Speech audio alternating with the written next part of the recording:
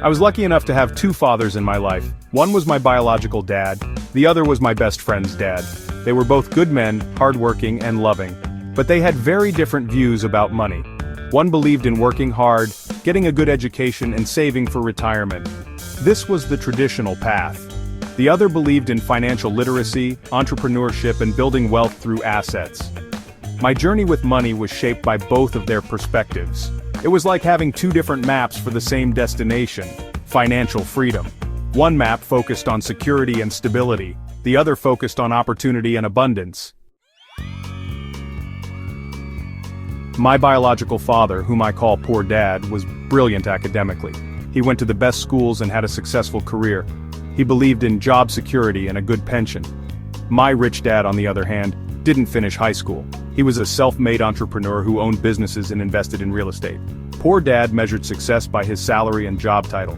Rich Dad measured success by his net worth and the cash flow his assets generated. Both achieved success, but they defined it in completely different ways. Poor Dad often said, "Money doesn't grow on trees." He believed in living within your means, saving diligently and avoiding debt. Rich Dad would say, "Money is a tool, learn to use it, or it will use you." He encouraged me to think about money differently. He taught me about assets and liabilities. These contrasting views on money had a profound impact on my financial education. Poor Dad taught me how to be financially responsible.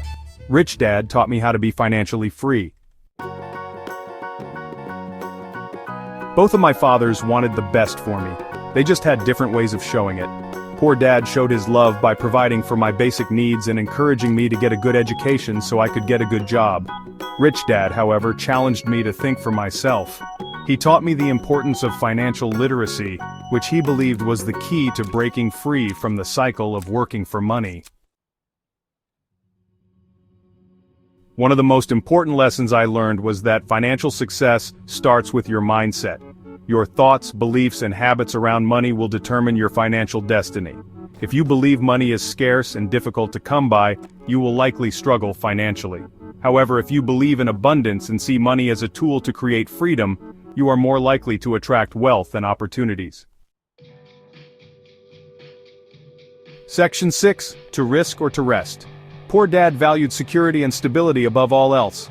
He preferred saving his money in the bank, where he believed it would be safe. Rich Dad, on the other hand, was a calculated risk-taker.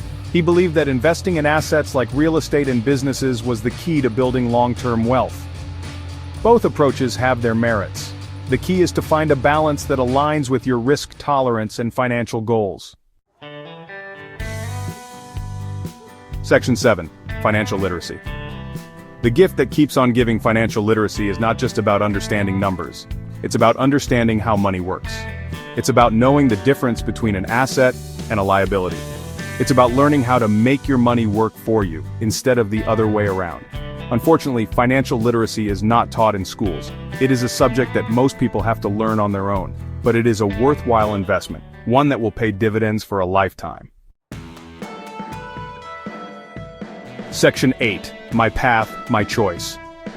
I chose to follow the path of my rich dad. I embraced entrepreneurship, invested in assets, and focused on building passive income. It wasn't always easy. There were risks and challenges along the way. But the rewards have been worth it. I'm not suggesting that everyone should follow the same path. What worked for me may not work for everyone.